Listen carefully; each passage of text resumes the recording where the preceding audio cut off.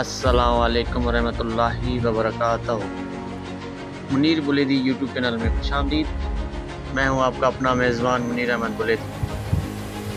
Viewers, आज हम बात करने वाले हैं अल्परसलान सीज़न 2 के बारे में। अल्परसलान के न्यू अपडेट्स क्या आए हैं, कब रिलीज़ होगा और कौन से तारीख को रिलीज़ होगा, इस टॉपिक पर।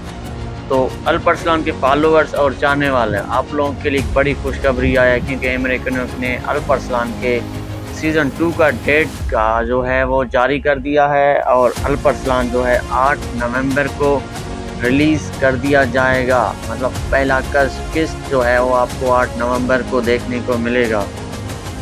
तो नाज़रीन, ये थी अल्परसलान की नई अपडेट्स। उम्मीद करते हैं कि आपको ये वीडियो अच्छी लगी होगी, और वीडियो अच्छी लगी तो वीडियो को लाइक करें, कमेंट सेक्शन में आप अपनी राय ज़रूर दें और हमारे यूट्यूब चैनल मुनीर बुलेदी को सब्सक्राइब करें। मिलते हैं एक नए वीडियो के साथ, तब तक अपना ख्याल रखिएगा।